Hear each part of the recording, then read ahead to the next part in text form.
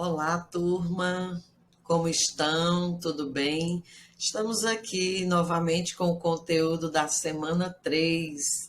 Vamos aqui discutir um pouco o que é tão necessário para o contexto da educação matemática, onde a gente possa perceber dentro das abordagens, das teorias, quais as contribuições que essas abordagens, esses teóricos, estudiosos e pesquisadores, eles trazem para a gente pensar, refletir, mas também agir, né, para a nossa prática docente, a prática educativa e pedagógica do contexto escolar. Então, o que nós temos para esta semana?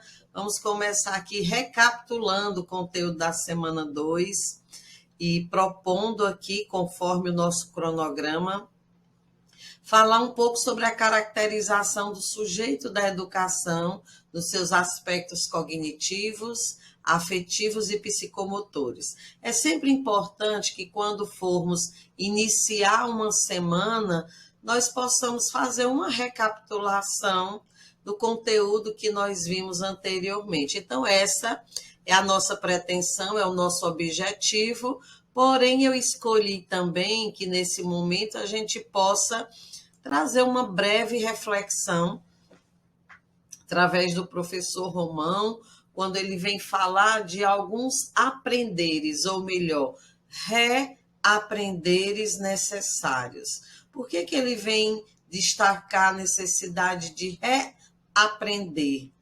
Reaprender o quê? O que isso tem a ver, professora, com o que nós vamos ver durante essa nossa semana? Nós estamos trazendo para o centro da questão o indivíduo, o sujeito aprendiz. E ele diz assim, que a luta contra a desigualdade entre as pessoas não quer o combate pela eliminação das diferenças.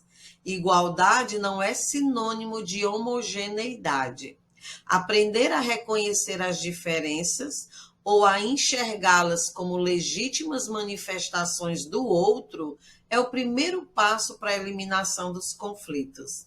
Além disso, perceber uniformidade e o dogmatismo como empobrecimento da trajetória humana e recuperar a capacidade de enxergar a multiculturalidade como uma riqueza é outro significativo passo para a aprendizagem e a aceitação de conviver, a trabalhar na diversidade. Estes dois passos são fundamentais para a eliminação da competição e dos conflitos tão típicos de nossa sociedade. Então, vejam só, nós aqui na psicologia da educação trazendo essa pauta, porque o processo de aprendizagem ele vai requerer perceber toda a riqueza que há na pluralidade, toda a riqueza que há no outro, né? No encontro com o outro. Então, o processo de aprendizagem, ele requer essa luta contra a desigualdade, inclusive a desigualdade de aprendizagem, sendo que a aprendizagem é um direito desses indivíduos, né, dos sujeitos, dos aprendizes, e assim a gente vai percebendo o quanto é importante olharmos, procurarmos enxergar que a nossa sala de aula é esse espaço multicultural, é esse espaço rico de sentidos e significados, e não podemos, em hipótese alguma, desconsiderar isso no momento de tratarmos sobre o processo ensino-aprendizagem. Entendendo esse sujeito, esse indivíduo, numa perspectiva de formação realmente integral.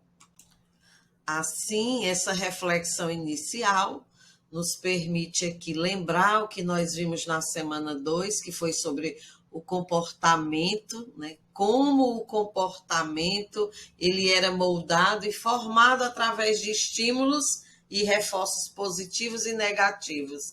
Isso aqui nós estamos falando de quê? daquela abordagem que trabalhamos no livro de Mizukami, a abordagem comportamentalista. Então, o sujeito, o indivíduo, ele é moldado. Dentro do behaviorismo, né, o ser humano ele pode ser, segundo essa abordagem, controlado, condicionado. E aí a gente para pensar isso dentro das nossas aulas, das nossas salas de matemática. Nesse contexto, nós estamos tratando aqui de um processo de ensino onde as metodologias elas são predominantemente tradicionais, onde o aluno é passivo e o professor está ali como um detentor do conhecimento. Quando vamos visitar essas teorias, essas abordagens, nós passamos a perceber, a partir do que Juan Inácio Pozo coloca no seu livro Teorias Cognitivas de Aprendizagem, sobre a falseação de uma teoria. Como é que se produz? Ela não é produzida pelos dados empíricos, senão pela aparição de uma teoria melhor, segundo ele. Então, quando uma teoria é melhor, professora, do que a outra, como é que eu olho para essas teorias, para essas abordagens? Qual aquela que eu considero melhor? Eu diria a priori que qualquer abordagem e teoria, ela precisa ser analisada à luz do nosso tempo, à luz dos nossos dias, percebendo, como nós já falamos anteriormente, dos contornos teóricos, dos contornos metodológicos, os contornos históricos, sociais, que emergem no nosso tempo e a cada tempo. Assim, eu poderia dizer assim, destacar então, que é importante quando eu olho para essas teorias, em suma, professora, o que a gente pode concluir? Como nos posicionamos? Percebendo a capacidade que uma abordagem, uma teoria, ela tem para predizer eventos, acontecimentos, fatos, fenômenos e incorporar novos elementos diante de outras teorias. É como se uma teoria ela fosse contribuindo, melhorando, aperfeiçoando, aprimorando a outra, embora uma possa nascer trazendo elementos que se contrapõem, mas esses olhares diferentes, esses outros estudos, eles vão trazendo a beleza, né, e a importância dessas abordagens e teorias. Então, essa capacidade é importante, assim como a gente vem discutindo na nossa disciplina, a importância de uma abordagem para sustentar a nossa prática. E diante dos conflitos, dos sentimentos, emoções, desafios que nós temos no contexto da educação matemática, as abordagens, as teorias, elas nos iluminam, nos ajudam a procurar caminhos ou possíveis respostas aos dilemas e complexidades, não é, que nos são postas aí no cotidiano escolar. Por isso, vocês viram a teoria comportamentalista, que traz sobre os reforços positivos e negativos, né, defendendo ali um método mais tradicional, de condicionamento, de controle, de estímulo e resposta. E nós sabemos que na educação tudo também é muito imprevisível. Nós temos são os elementos surpresas, as condições humanas, sociais, que elas vão emergindo nas salas de aula, no chão da escola, e isso muitas vezes nós não conseguimos condicionar, digamos assim, ter o controle total sobre essas dimensões. Haja vista que nós sabemos que há uma grande subjetividade no contexto escolar, ele é multicultural, como já temos visto aqui desde a nossa reflexão inicial.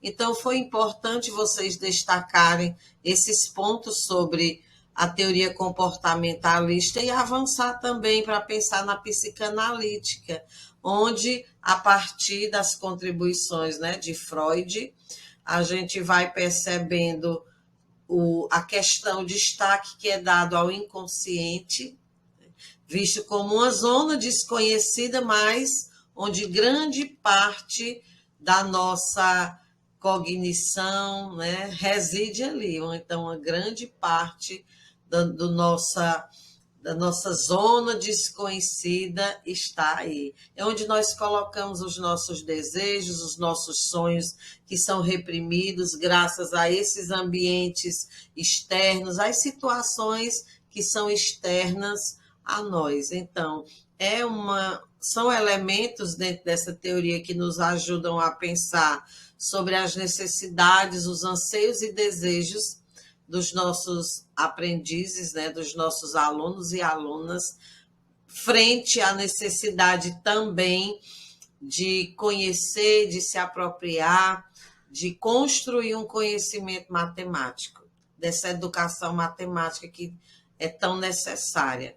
Então, a própria complexidade do processo educativo, né, e todas as suas subjetividades se tornam algo bem desafiador, muito desafiador. E a neurociência ela vem trazendo as contribuições, assim como a teoria psicanalítica, para nos ajudar a entender um pouco sobre a mente, sobre o consciente, o inconsciente. E é incrível que, mesmo olhando para as questões como Freud destaca, da sexualidade, nós temos como abrir o debate, vocês fizeram isso, perceberam que o debate ele pode ser contextualizado para o campo da matemática, de grande relevância isso. Então, vem-se de uma teoria comportamentalista, psicanalítica e chegamos na humanista. Como vocês destacaram aqui, a ênfase nas relações interpessoais, no homem, no ser humano, na personalidade, né, do indivíduo. E o ensino aqui, como vocês muito bem destacaram, está centrado no aprendiz, no aluno, observando aí as suas perspectivas de composição, de coordenação pessoal da realidade. É importante a gente perceber que a teoria humanista ela traz aspectos da formação integral, considera aqui várias dimensões no processo de aprendizagem do aluno e da aluna. E quando a gente avança para a teoria cognitivista, nós temos aí a concepção, né, de motivação como um elemento muito importante no processo de aprendizagem. Claro que o professor ele precisa ser esse moderador, facilitador, o articulador para que o indivíduo ele possa aprender. Então, o que o professor de matemática, a professora de matemática pode fazer, pode levar para despertar essa motivação que é tão necessária, né? Então, o que leva o indivíduo a aprender são, sobretudo, as suas necessidades internas, se a sua própria curiosidade, as suas expectativas.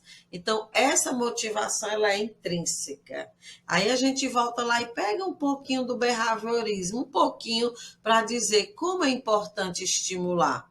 O estímulo é importante, a ambientação é muito importante, né? Nesse sentido aqui que vocês estão vendo para o desenvolvimento da curiosidade, da autonomia dos nossos estudantes.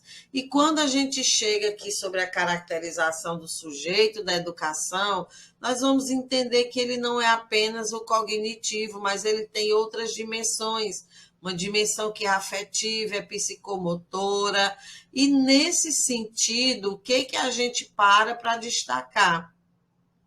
Dentro da teoria ausbeliana, a teoria da aprendizagem significativa, ele vem dizer que a essência do processo de aprendizagem, para se constituir significativa, consiste primeiro sobre o quê?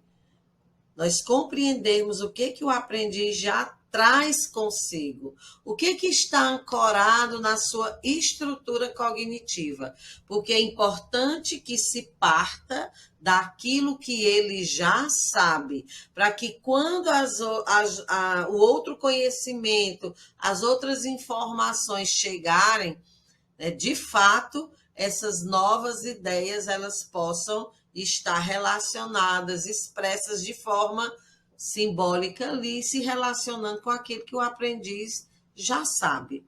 Então, partir sempre do que o aprendiz já sabe, o que ele carrega consigo, o que tem ancorado na sua estrutura cognitiva é de extrema importância no processo de aprendizagem. Então, de uma forma geral, essa teoria da aprendizagem vem dizer que há sim implicações.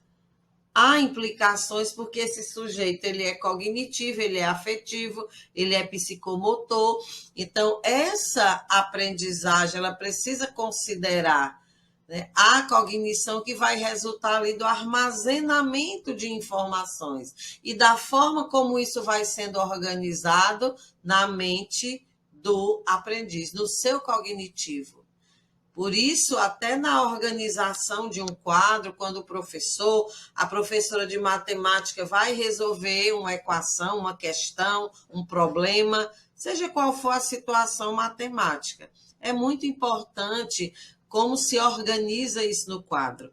Porque se entende, se fala dentro da teoria cognitivista sobre a estrutura e a organização do conhecimento, das informações na estrutura cognitiva.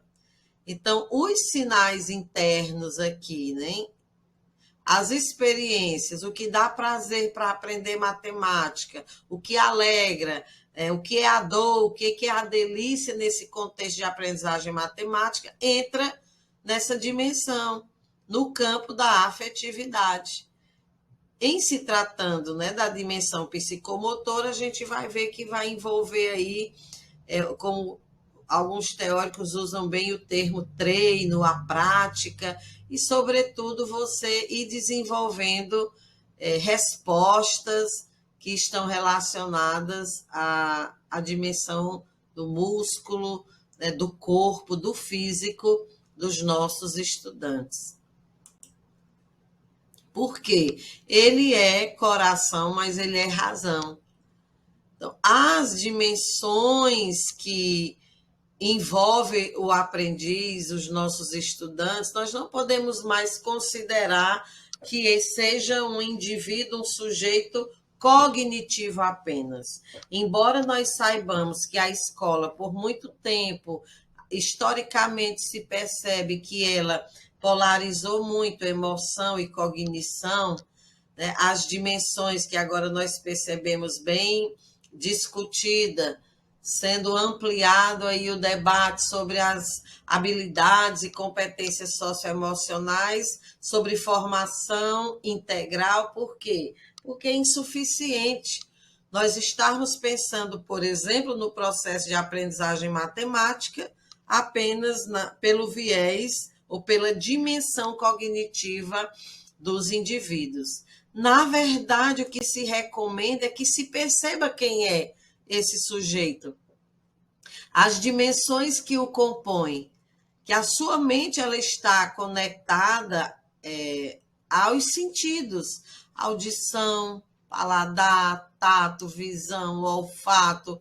Então, esse indivíduo ele tem os sentidos, os 5 sentidos, e há quem diga que ele tem muitos outros sentidos, o 6º, o 7º sentido. Mas aqui, o que nos interessa é perceber que esse sujeito, as abordagens, as concepções, teorias que emergem para nós pensarmos o sujeito, o aprendiz desse tempo, nos leva a entrar numa circunferência incrível, percebendo que a escola tem mudado, o aluno, a aluna está mudando em outros contextos. Carlos Pereira coloca no seu poema, o mundo roda. Roda, roda, o tempo passa, as coisas mudam e saem do lugar. vejo círculos, retângulos, quadrados, cilindros, parece que tudo não passa de um absurdo e eu e você estamos aqui, fazendo parte dessa circunferência. Somos desafiados a pensar esse aprendiz, o contexto, qual o contexto que facilita ou dificulta a aprendizagem? Nos ensinando aqui a psicologia da educação que a gente precisa trilhar o caminho não apenas cognitivo, mas também, sobretudo, para os dias atuais, afetivo, psicomotor, como Leonardo da Vinci coloca sobre os sentidos, os nossos 5 sentidos. Ele diz que são os guias da alma. É quem guia a nossa cognição, a nossa dimensão racional, inteligível. Então, o que fazer, professora? Aplicar os nossos 5 sentidos para compreender a matemática, para compreender a geometria, para compreender as relações, como tudo se estabelece no mundo da matemática, para que as nossas crianças, jovens e adultos possam atuar sobre ela e nela. É para isso que a gente traz nessa discussão sobre esse sujeito, indivíduo, aprendiz, o aluno, a aluna, numa dimensão bem mais ampla, é para percebermos esses sentidos. Como nós temos utilizado, estimulado, provocado, fomentado o desenvolvimento da aprendizagem através dos sentidos. Isso é de extrema importância, porque a psicologia da educação vem também nos dizer que mente e sentidos estão conectados. E mente e sentidos precisam estar realmente conectados. E essa é a formação integral. Essa é a formação integral que, por vezes, é também chamada de educação integral, que é diferente de eu dizer escola de tempo integral. Como eu falei anteriormente, eu não posso garantir que o fato de um aluno, uma aluna, estudantes permanecerem mais tempo na escola, isso quer dizer que seja uma garantia de uma educação ou uma formação integral. Então, não é a jornada que vai determinar a jornada, a carga horária, mas são as intencionalidades, as metodologias, as práticas, as reflexões que nós, professores e professoras, estamos trazendo para esse contexto. É por isso que nós estamos também destacando como é necessário cuidar. O gênero do cuidado, você planejar uma aula, preparar um recurso, uma metodologia, utilizar, desenvolver, propor atividades e questões que despertam o olhar, a observação, despertam as percepções, que trazem questões que desafiam o aluno, tudo isso é o gênero do cuidado. Então, nós precisamos ter o cuidado com essa multiculturalidade, essa pluralidade que nós temos hoje, porque tudo mudou, o mundo muda, gira, são círculos, são circunferências, e assim a gente vai entendendo. Tanto eu, quanto o outro, quanto o mundo da escola possuem múltiplas dimensões que vão requerer um cuidado maior. E aí, Marina Silva, eu achei pertinente trazer essa epígrafe dela, muito oportuna, para dizer que o custo do cuidado é sempre menor do que o custo do reparo. É sempre menor. Então, muitas vezes nós estamos, né, correndo aí, devastando, não cuidando, e aí o reparo é bem maior, assim é no meio ambiente.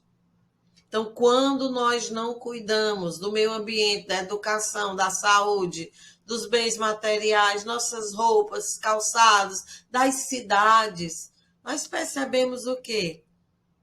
Que vai ser bem maior o custo para reparar do que o custo de cuidar. Cuidar do processo de ensinar, cuidar do processo de aprender, buscar esse equilíbrio, buscar esse alinhamento, né? Não quer dizer que vocês estão percebendo nessa imagem. As pedras são iguais? Possuem a mesma dimensão, espessura, cor? Não. Mas tem como nós irmos ajustando, alinhando evolutivamente, buscando compreender aí, através de abordagens, de teorias, do que a psicologia da educação tem para nos ajudar para perceber como desenvolver as habilidades, os saberes, os conhecimentos, né, inclusive as competências socioemocionais que são tão necessárias. Nós precisamos abrir essa porta. Nós, digamos assim, precisamos abrir também as janelas das nossas percepções para pensar como os nossos estudantes estão se desenvolvendo no contexto das aulas de matemática. Que conhecimentos, saberes, habilidades são desenvolvidas, trabalhadas e produzidas? Assim a gente vai para a nossa atividade semanal. Porque para reforçarmos, refletirmos melhor, discutirmos um pouco mais sobre isso, eu venho propondo estudo de casos para a nossa atividade semanal.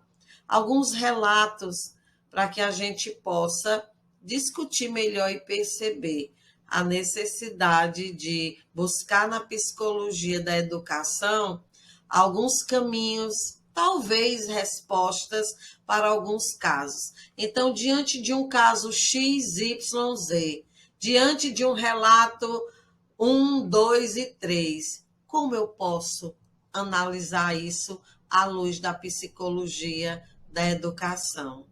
Então, vamos lá, pessoal. Aguardo vocês na realização dessa atividade e para nossa posterior socialização. Um caloroso abraço e vamos lá. Até breve.